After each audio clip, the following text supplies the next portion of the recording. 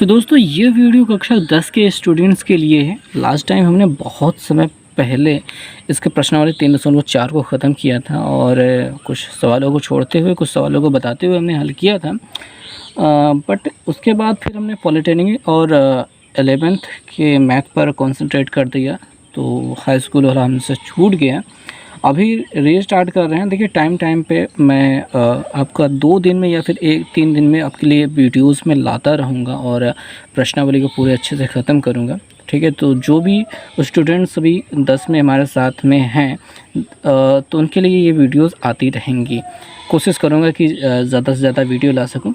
But high school के math के लिए जो क्वेश्चन पेपर लास्ट ईयर के पिछले साल के जो थे, उन सभी को हमने हल करा के, मतलब हमारा चैनल भी यहीं से शुरू हुआ था जब हमने हाई स्कूल का पेपर्स को प्रीवियस ईयर्स पेपर्स को हल करना शुरू किया था।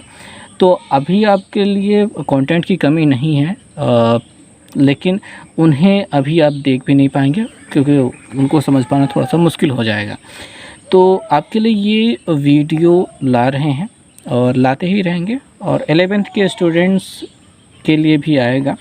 तो फ़िलहाल अभी हम शुरू कर रहे हैं प्रश्नावली 3.5, जो कि है आपका वज्र गुणन विधि द्वारा हल।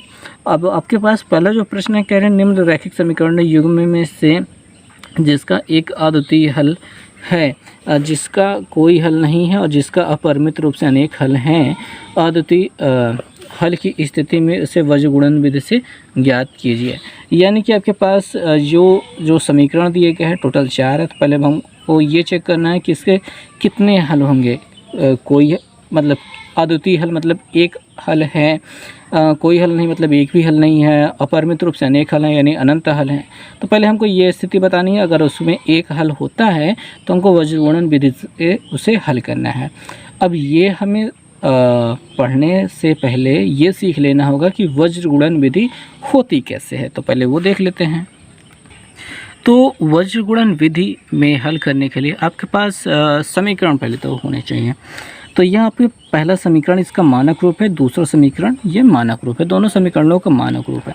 और अगर आपने देखा होगा तो आपको वज्र गुणन विधि में मिलता है x अपॉन बराबर y अपॉन बराबर 1 अपॉन, यानी कि इसके बटे में कुछ गिनतियाँ होती हैं, वो यही ABCD होता है, यही भी ABC होता है, 1 2 के जैसा भी अपना हो पाएगा वो रखा जाता है। ठीक है, अब इसको याद मतलब इसके नीचे जो लिखा जाएगा वो चीज़ें हमको याद कैसे करनी है उसके तरीके। देखिए मेरे पास जो अपना तरीका है मैं वो भी एक तरीका बता देता हूँ, और जो किताब में दिया गया तरीका वो भी मैं आपको बता देता हूँ। पहले किताब वाला तरीका बताते हैं। तो यक्स के बटे में जो हमको चीज़ें लिखनी है वो क्या लिखनी है, पहले हम देख लेते हैं। यक्स वाई और एक के बटे में लिखनी है। तो भाई पहली बात ये जान लो कि यक्स के बटे में यक्स के साथ वाला ए या फिर A1 या फिर A2 नहीं आएगा, तो हमें B1 या B2 और C1 C2 लिखना है। तो हम यहाँ पे लिखेंगे यक्स के इधर बाईं ओर से B1 B2, ठीक है, उसके बाद C1 C2, ठीक है, B के बाद C आता है, C के बाद A आता है, A1 A2, ठीक है भाई, C के बाद D आता है, लेकिन अपन यहाँ पे D है ही नहीं। तो रिवर्स साइकिल क्या होता है कि फिर से A पे पहुँच जाता है और A के बाद फिर से क्या हो जाएगा B1 B2 हो जाएगा। बस सिंपल सा ये तरीका हो गया। इतना समझ में आ गया होगा तो अब आगे आपका आंसर मिलना बहुत ही आसान हो जाएगा, मतलब बड़े आराम से आप आंसर प्राप्त कर लेंगे कि यहाँ पे जो समीकरण में लिखना है वो कैसे लिखना है। तो यक्स वाई और एक के बटे में कौन कौन सी गिनती आएंगी, यक्स के बटे में ए नहीं रहेगा, और आपको यह याद रखना है कि ए से कभी नहीं शुरू होगा, बी से शुरू होगा। क्यों? क्योंकि भाई यक्स के नीचे ए वाली गिनती नहीं आएगी, उसके बाद वाली गिनती B1 उठा लो।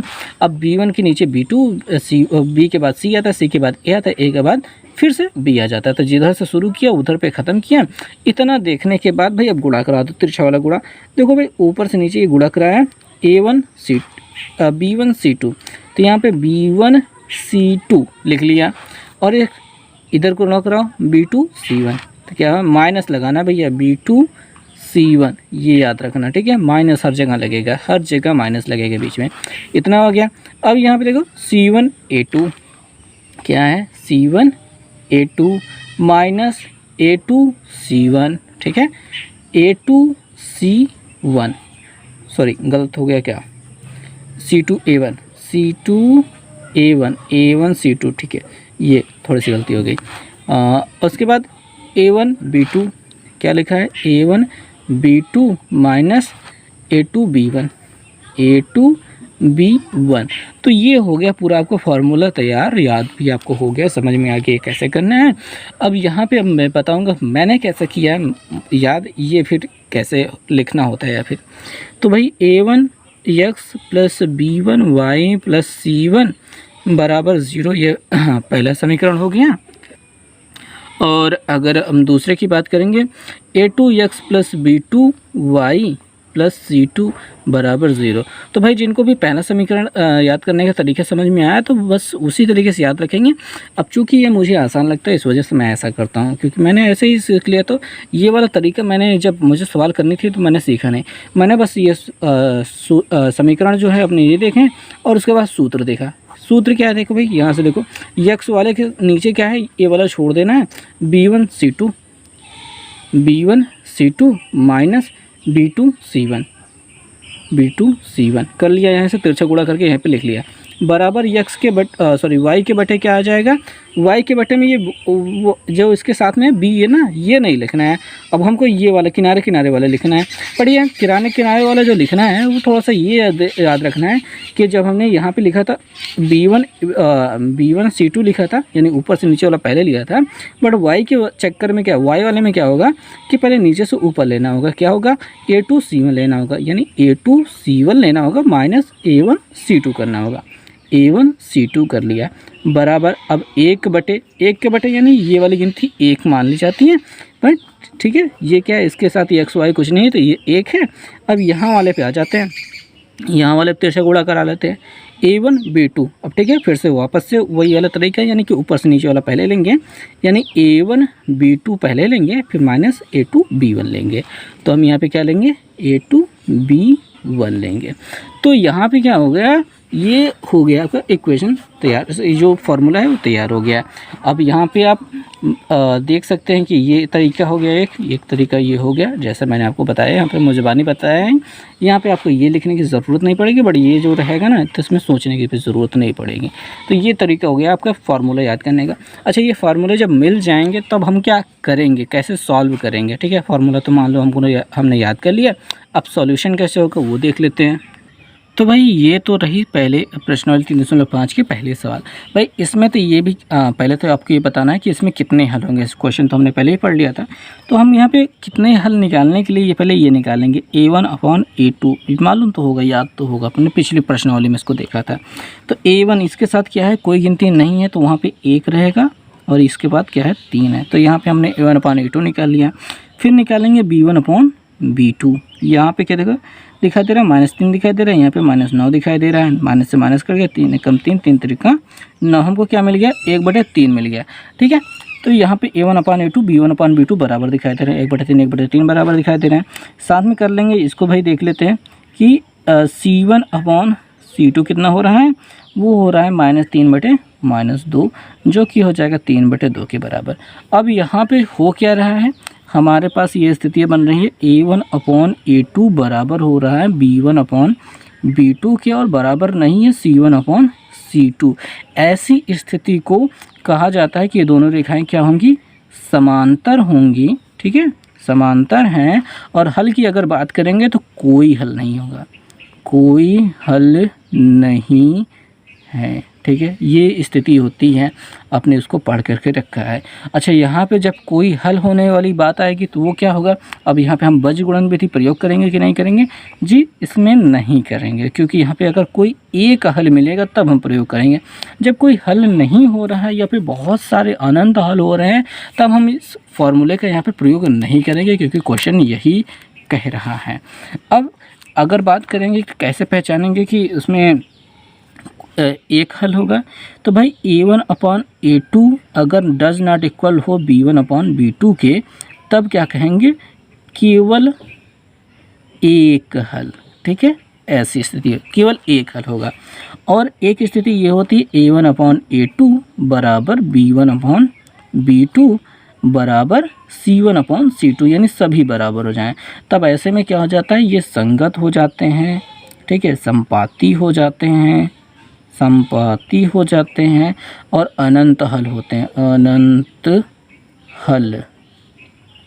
तो ये स्थितियाँ बनती हैं। अब हम दूसरे प्रश्न को देखेंगे, वज्रगुणन विधि द्वारा हल करने की कोशिश करेंगे। तो भाई ये तो रहे दूसरे प्रश्न के समीकरण, दूसरा प्रश्न के दोनों समीकरण। अब यहाँ पे क्या है, a1x plus b1y plus c के बराबर तो है नहीं ये। तो भाई यहाँ पे क्या करो, ये समीकरण 1 है, ये समीकरण 2 है। यही समीकरण को हम लिख सकते हैं 2x प्लस वाई माइनस 5 बराबर 0, और यहाँ पे 3x प्लस 2y माइनस 8 बराबर 0। ये समीकरण थोड़ा सा चेंज हो गया। क्या किया हमने, बराबर 0 करना ज़रूरी था तो हमने ऐसे कर लिया। अब हम निकालेंगे a1 अपॉन a2 को। तो भैया 2/3 दिखाई दे रहा है, 2/3 दिखाई दे रहा है। ये a1 हो गया, ये a2 हो गया, 2/3 हो गया। और निकालेंगे b1 अपॉन b2 को। तो b1 यहाँ पे y के साथ में क्या है, 1 है, और यहाँ पे क्या है, 2 है। बच्चे यहाँ पे गलती कर देते हैं कि जहाँ पे b1 को यहाँ पे 1 लिखना चाहिए, y के साथ क्या है, 1 है, तो वो क्या लिख देते हैं, वहाँ पे y लिख देते हैं। अच्छा भाई, अगर आपने इतना y लिखा भी है तो यहाँ पे भी 2y लिख लो, और y से y काट को गायब कर दो भाई, ये 1/2 कर लो। बट वैसा लिखा नहीं जाता है, बट याद रहे कि y हमारे यहाँ पे लिखेंगे भी नहीं किसी भी स्थिति में।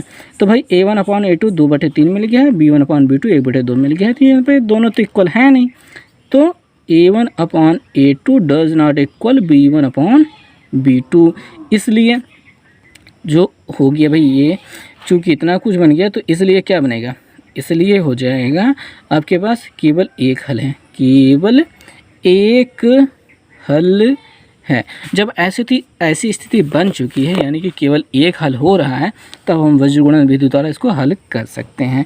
अब चीज़ों को लिखना शुरू करते हैं। कैसे लिखेंगे भाई, वज्रगुणन विधि द्वारा हमें हल करना है। तो भाई हम एक बार समीकरण को थोड़ा सा नीचे लिख लें ताकि वो साफ साफ दिखाई देता रहे और हम यहाँ पे चीज़ों को रख सकें।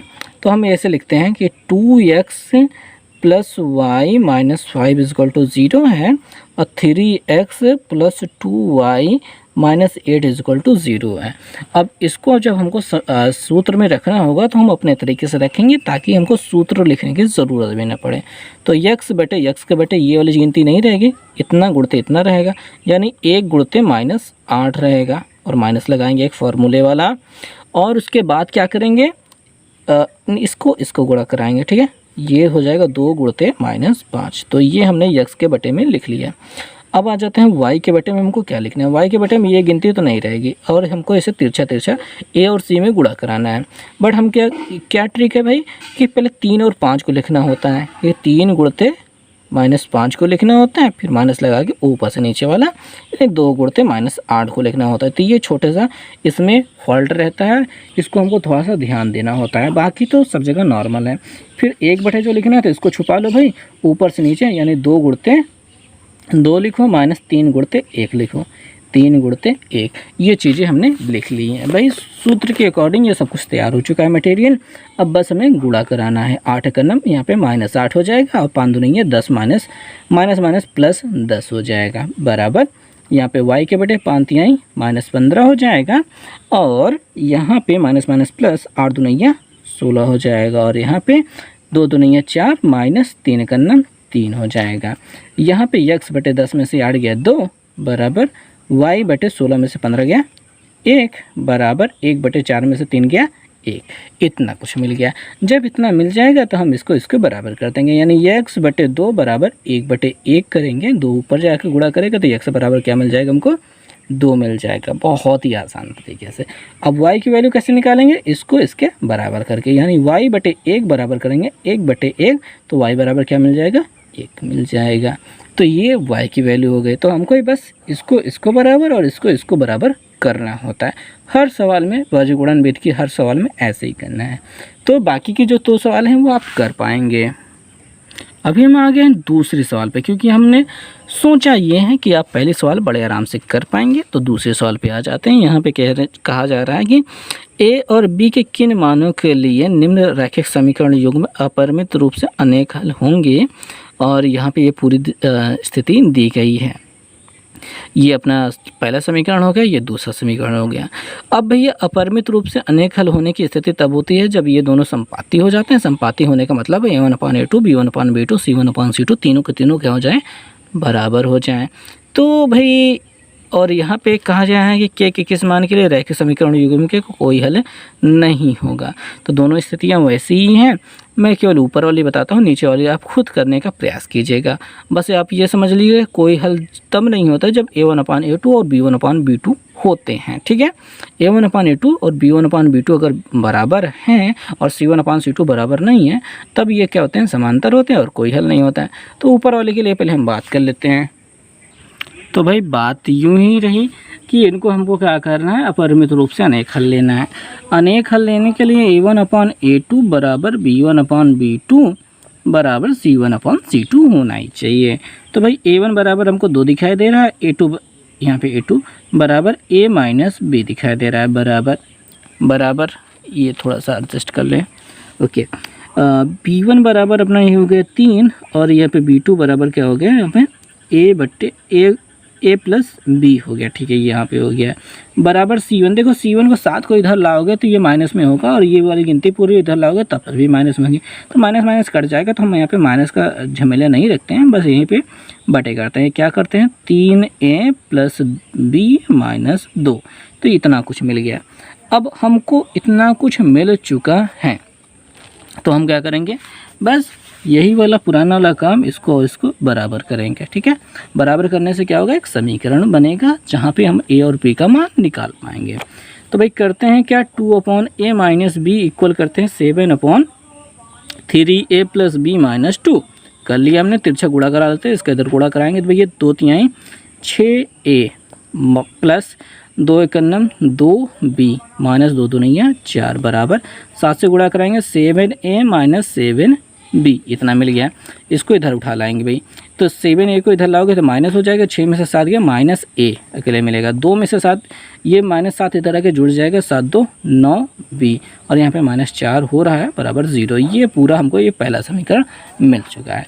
अब हम क्या करेंगे, दूसरा समीकरण इसको करेंगे बराबर, क्या है भैया 3/a प्लस b है और बराबर 7/3a प्लस b माइनस 2 है, ठीक है। इतना कुछ है, तिरछा गुणा कराओ, इधर गुणा कराओगे भैया 3 त्रिका 9, 3 त्रिका 9a माइनस नहीं प्लस 3b और यहाँ पे माइनस 3 2 नहीं है 6, ठीक है, इतना हो गया बराबर। इसका गुणा कराओगे 7a प्लस 7b हो जाएगा, उधर इधर उठा लाओ सबको।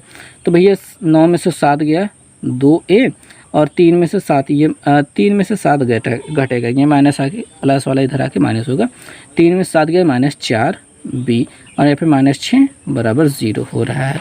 और यहाँ पे हो गया क्या कि 2 से सभी कट रहे हैं, काट देते हैं, तो यहाँ पे a माइनस 2b और माइनस 3 बराबर 0 हो जाएगा, दूसरा समीकरण हो गया। अब भाई पोजीशन ये भी बनती है कि अगर हम इन दोनों को भी बराबर कर सके तो कर सकते हैं, एक समीकरण इस पर भी बन सकता है, लेकिन जाने देते हैं, बहुत ज़्यादा समीकरण क्या करेंगे। तो बस स्थितियाँ इतनी की रहेंगी और यहाँ पे दोनों समीकरण को आप चाहे तो चाहे जैसे हल करें, और हल करने के तरीके तो आपके पास भरमार हैं, आप इनमें कोई भी तरीका यूज़ कर सकते हैं। मैं कहूँगा इन दोनों को जोड़ देते हैं, अगर जोड़ देंगे तो a और a कट जाएगा, 9 में से 2 घट जाएगा 7b मिलेगा और यहाँ पे 4 3 दोनों जुड़ जाएंगे माइनस 7 हो जाएगा बराबर 0। तो यहाँ पे 7b इक्वल टू हो जाएगा 7b बराबर हो जाएगा 1। तो इतनी वैल्यू मिल चुकी है। अब b का मान यहाँ पे रख देते हैं, a माइनस 2 एकन्नम 2 माइनस 3 बराबर 0 हो रहा है, तो a यहाँ पे माइनस 2 हो जाएगा और ये माइनस 3 हो जाएगा बराबर 0, 3 2 5 हो जाएगा, उधर जाने के बाद a बराबर प्लस 5 मिल जाएगा। तो यहाँ पे आपको a बराबर प्लस में 5 मिल गया है। तो ये रही पूरी स्थिति आपकी a और b को ज्ञात करने की। और ऐसे ही अगले सवाल पे थोड़ा सा कॉन्सेंट्रेट कर पाएंगे आप तो बड़े आराम से आपको मिल जाएगा। तरीका क्या करना है वो मैंने आपको बता दिया है। अब बात करेंगे अगले प्रश्न की। अब हम तीसरे प्रश्न को हल करेंगे। यहाँ पे हम देख रहे हैं कि निम्न रैखिक समीकरण युग्म को प्रतिस्थापन तथा वज्रगुणन विधि से हल कीजिए। आप किस विधि को अधिक उपयुक्त मानते हैं। तो यार बड़ा गजब की बात हो गई है। प्रतिस्थापन विधि से भी आप हल कर सकते हो, वज्रगुणन विधि से भी आप हल कर सकते हो। तो दोनों विधियों से आप हल कर लीजिएगा। यहाँ पे मुझे नहीं लगता है कि मुझे कुछ बताना चाहिए। और उपयुक्त का मतलब होता है कौन बहुत ज़्यादा सही पड़े आपके लिए, ठीक है। बहुत ही सिंपल सा काम है, आपको दोनों विधियों से हल करना है। जो विधि आपको ज़्यादा अच्छी लगी बस वही आपको बता देना है कि मुझे ये वाली विधि ज़्यादा अच्छी लगी, ठीक है। तो ये रहेगा आपका काम। और बात यही रहेगी कि यहाँ पे प्रश्नों को हल करने के लिए आपको प्रतिस्थापन और वज्र गुणन दोनों करना है। प्रतिस्थापन तो आपको मैं बता ही चुका हूँ, वज्र गुणन भी आपको समझा ही दिया है। वही सेम चीज़ें यहाँ पे भी अप्लाई करनी है, जैसा कि मैंने आपको पहले प्रश्न के लिए बताया था, दूसरे प्रश्न के लिए तो नहीं, पर यहाँ पे करना वही है। अच्छा ठीक है, ज़्यादा कुछ हम नहीं यहाँ पे झिलाते हैं, बस आपको हल करके दिखा देते हैं। तो भाई ये तो रहे अपने दोनों समीकरण, और इन दोनों समीकरणों को हम केवल वज्र गुणन विधि द्वारा हल करेंगे। आप प्रतिस्थापन विधि द्वारा स्वयं करने का प्रयास कीजिएगा। अभी यहाँ पे एक छोटी सी बात होगी कि 9 इधर लाना होगा। देखो 8x + 5y सही है, -9 = 0 होना चाहिए। और यहाँ पे अपना 3x + 2y भी सही है, -4 = 0 होना चाहिए, तब ये ज़्यादा सटीक पड़ेगा। अब उसके बाद हमको यक्स बटे गिनतियाँ लिखना शुरू कर देना चाहिए। तो यक्स के बटे में ये वाली गिनती छोड़ करके 5 चौके 20 -20 डायरेक्ट लिखो, डायरेक्ट लिख रहे हैं भाई, ठीक है। 5 चौके 20 और 2 9 18, एक ही यहाँ पे बीच में माइनस लगेगा, 2 9 18 -18 ये रहेगा। ये कोष्टक में हम बंद कर देते हैं ताकि बातों को अच्छे से समझा जा सके। बराबर y के बटे ये वाली गिनती गायब कर देनी है, नीचे से ऊपर गुणा करना है। 9 त्रिक 27, -27 को पहले लिखना है, फिर माइनस लगाना है। 8 चौके 32, 4 32, तो यहाँ पे 32 को लिखना है और ये माइनस रहेगा एक, क्यों? क्योंकि ये माइनस है, ठीक है। इतना हो गया, बराबर 1 बटे आ जाते हैं। अब 1 बटे हमको कितना लाना है, तो वो भी हम करते हैं यहाँ पे। इसको गायब करेंगे, ऊपर से नीचे करेंगे पहले। 8 2 9 16, माइनस करेंगे, 5 3 15, यहाँ पे सब प्लस में था तो इतना कुछ हो गया। अब कुछ नहीं करना, हो गया यक्स बटे ये वाला प्लस हो जाएगा, ये -20 और +18 हो जाएगा। यहाँ पे y बटे 27 -27 रहेगा और ये माइनस प्लस 32 हो जाएगा, क्योंकि 2 माइनस थे वहाँ पे। और यहाँ पे 1 बटे 1 कर दो भाई, 16 में से 15 गया 1, ठीक है। अब यहाँ पे 18 में से 20 में से 18 गया तो -2, यक्स बटे यहाँ पे -2 हो जाएगा, बराबर यहाँ पे y बटे 32 में 27 घटाओ, 32 तो प्लस में है, ये 27 माइनस में, घटा दो भाई, तो हमको मिलेगा 5 मिल गया, बराबर 1 बटे 1 हो गया। अब y बराबर जब इसको करोगे, यानी कि सॉरी यक्स बटे -2 बराबर 1 बटे 1 करोगे तो आपको यक्स की वैल्यू -2 मिल जाएगी, तो ये आपको -2 मिल गया है। और y बटे 5 बराबर 1 बटे 1 करोगे तो आपको क्या मिल जाएगा, दिखाई नहीं दे रहा, y बराबर आपको मिल जाएगा 5, ये हो गया y की वैल्यू। तो भाई ये तो रहा आपका हल, वज्र गुणन विधि द्वारा हल, इसको हमने कर लिया है। और आपको प्रतिस्थापन विधि द्वारा हल कर लेना है, और उसके बाद आपको बता देना है कि आपको ज़्यादा पसंद कौन सा आया। अंतिम प्रकार के प्रश्न पर पहुंच चुके हैं हम इस प्रश्नावली के, और ये वीडियो का लास्ट क्वेश्चन भी रहेगा। और वैसे यहाँ पे देखिए आपको शाब्दिक प्रश्न दिए गए हैं, इसको बीजगणितीय विधि से हल करना है। हमको यहाँ पे वज्र गुणन ही लगाना होगा, ठीक है। या फिर आपके कोई भी विधि अपना सकते हैं। यहाँ पे कहा जा रहा है कि निम्न समस्याओं में रैखिक समीकरणों के युग्म बनाइए और उनके हल, यदि उनका अस्तित्व हो तो बीजगणितीय विधि से हल कीजिए। अस्तित्व होने का मतलब ये है कि अगर मान लीजिए कि कहीं मिलने लगा कि कोई हल नहीं हो, हाँ, समीकरण तो बन ही जाएंगे। और कहने लगा, पता चला कि उसमें मिल रहा है कि कोई हल नहीं हो, या फिर अनंत हल हो रहे हैं, तो ऐसी स्थिति हमको देखनी पड़ेंगी। जो कुछ भी है वो देख करके ही हल करना होगा। तो हम यहाँ पे चलेंगे, प्रश्न में पढ़ेंगे और उसके बाद इसके जो इक्वेशन है वो बनाने की हम कोशिश करेंगे। तो भाई पहला प्रश्न जो हमको मिल रहा है उसमें कहा गया है कि भाई एक छात्रावास के मासिक व्यय का एक भाग नियत है। यहाँ पे छात्रावास मतलब हॉस्टल हो गया, हॉस्टल में मासिक व्यय मतलब महीने का खर्चा का एक भाग नियत है, यानी कि इतना आपको देना ही देना है, वो हर महीने देना है। तथा शेष इस बात पर निर्भर करता है कि छात्र ने कितने दिन के लिए भोजन किया। अब जितने दिन तक आप भोजन करते हैं उस पर एक्स्ट्रा चार्ज जुड़ने लगता है, ठीक है, ये आप यूँ समझें। अब जब एक विद्यार्थी ए है जिसने जो 20 दिन भोजन करता है तो 1000 खर्चा, तो 1000 छात्रावास का व्यय उसे अदा करना पड़ता है। तथा जबकि एक विद्यार्थी बी है जो 26 दिन 20 दिन से 26 दिन वो 6 दिन ज़्यादा भोजन करता है, तो उसे कितना छात्रावास के लिए 1180 रुपये अदा करने पड़ते हैं। तो 180 रुपये ज़्यादा देने पड़ रहे हैं 6 दिन के लिए। बात समझ में आ रही है? तो ऐसे में नियत व्यय और प्रतिदिन भोजन का मूल्य क्या है ये हमको ज्ञात करना है। तो बहुत ही सिंपल सा इक्वेशन इसके लिए बनेगा। आप यहाँ पे यूँ देखिए कि सबसे पहले बात तो आपको ये मान लेना होगा जो प्रतिदिन का इनका भोजन का मूल्य ओके, तो जो प्रतिदिन के भोजन का इनका मूल्य हो रहा है, ओके, तो 1 मिनट थोड़ा सा एडजस्ट उसे करते हैं। तो भैया हम यहाँ पे हल करेंगे, बहुत ज़्यादा अच्छे से नहीं हल कर रहा हूँ मैं, बस नियत मूल्य लिख ले रहा हूँ, ठीक है, नियत मूल्य और आपका 100 रुपये हो गया, और जो प्रतिदिन का, ठीक है, प्रतिदिन का खर्च हो गया। प्रतिदिन का खर्च की बात कर लेते हैं कि प्रतिदिन भोजन के लिए जो मूल्य देना पड़ रहा है वो y रुपये, ठीक है, वो पर डे हो गया, प्रति लगा चुके हैं, दिन कह सकते हैं, ठीक है। अगर आप 1 दिन भोजन करते हैं तो y रुपये देना पड़ेगा, 2 दिन करेंगे तो 2y, 3 दिन करेंगे 3y। तो ऐसा कुछ स्थिति हो रही है। जो ए छात्र है वो कितने दिन भोजन करता है, वो 20 डेज़, ठीक है, इतने दिनों तक भोजन करता है, तो उसको कितना पैसा देना हुआ, 1000 देना पड़ा। तो भाई यहाँ पे देखो 100 रुपये तो उसे फिक्स चार्ज देना ही पड़ेगा, साथ में उसने 20 दिन खाना खाया तो उसे मल्टीप्लाई कर दो y से, और ये टोटल चार्ज कितना हो गया, 1000 रुपया बन चुका है। बात बहुत सिंपल सी है, बहुत साधारण सी है। तो यहाँ पे x + 20y - 1000 = 0 कर दोगे तो ये आपका इक्वेशन कंप्लीट हो गया। बी वाले के लिए, बी क्या करता है, 26 दिनों तक भोजन करता है, ठीक है, और उसे कितना देना पड़ता है, 1180 रुपया देना पड़ता है। तो इसके लिए फिक्स चार्ज 100 रुपये तो लगना ही लगना है, प्लस 26 दिनों तक भोजन किया है, वाई वहाँ पे मल्टीप्लाई कर दिया, इक्वल कर दिया, यहाँ पे 1180 रुपये कर दिया। तो x + 26y - 1180 क्या बराबर 0, ये क्या हो गया आपका दूसरा इक्वेशन हो गया। पहला इक्वेशन तो ये बना था, दूसरा इक्वेशन ये बन गया। दोनों इक्वेशन को आपको हल कर देना है, सॉल्व कर देना है और x y की वैल्यू निकाल लेनी है। और यहाँ पे मुझे ज़्यादा पसंद जो है वो विलोपन विधि है, क्योंकि x और x बराबर दिखाई दे रहा है, इसमें से इसको घटा दोगे तो x और x कट जाएगा, 26 में 20y घट जाएगा तो हमें क्या मिलेगा, 6y मिलेगा। और इधर देखो 1180 में 1000 घट जाएगा तो हमको माइनस में 180 यहाँ पे मिलेगा, बराबर 0 हो जाएगा। 6y = क्या करोगे, 180 मिल जाएगा, 6 से काट दो, 6 × 3 = 18 भाई, y बराबर क्या मिल रहा है आपको, 30 रुपया मिल रहा है 1 दिन का भोजन का।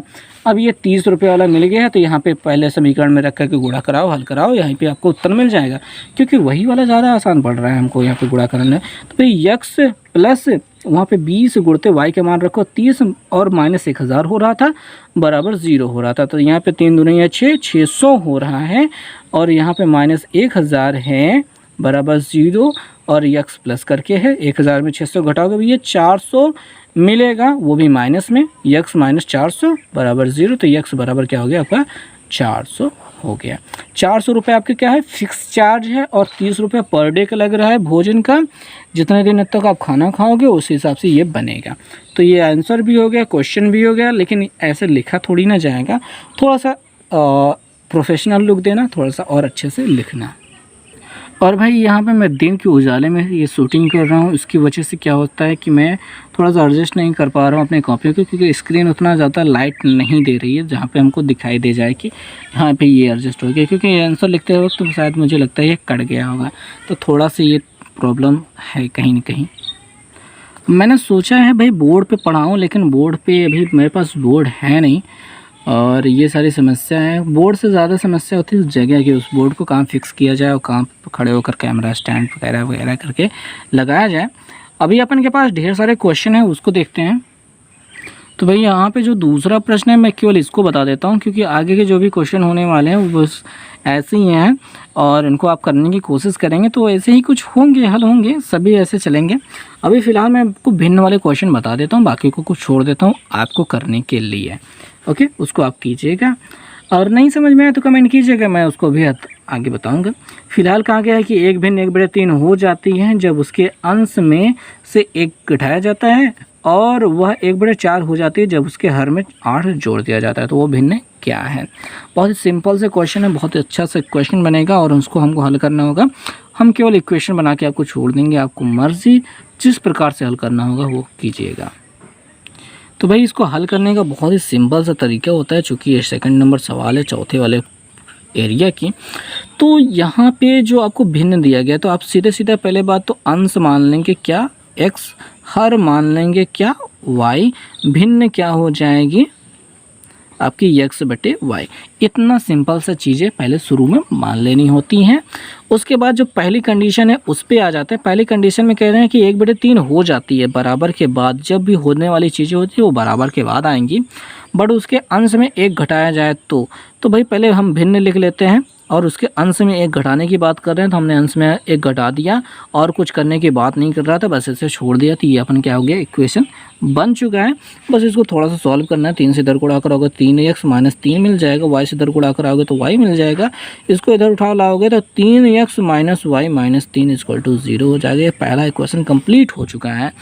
सेकेंड इक्वेशन भी इसी तरीके से बनेगा, जहाँ पे हम लिखेंगे x बटे वाई, ये अपना क्या हो गया, भिन्न हो गया और ये हो जाता है कितना, यहाँ पे लिखा गया था कि वह 1/4 हो जाती है जब उसके हर में 8 जोड़ दिया जाता है। तो बस सिंपल सी बात है, हमने नीचे वाले में 8 जोड़ दिया है। तिरछा गुणा कराओ भाई, 4x मिल जाता है, इसको उधर गुणा कराओगे तो y प्लस 8 मिल जाएगा, क्योंकि एक ही बटे तो है, उसे कुछ करना नहीं है। इसको उठा लाओ इधर तो हो जाएगा 4x माइनस वाई माइनस 8 बराबर अपना 0। ये दूसरा इक्वेशन हो चुका है और बस हो चुका है, दोनों इक्वेशन बन चुके हैं। दोनों इक्वेशन में आप किसी भी तरीके से कैसे भी करके आप हल कर सकते हो और आपको आंसर तो मिल ही जाएगा। और यहाँ पे मुझे जो पसंद है वो है घटाने वाला तरीका। मैं कहूँगा कि इसको विलोपन विधि से y को गायब कर दो।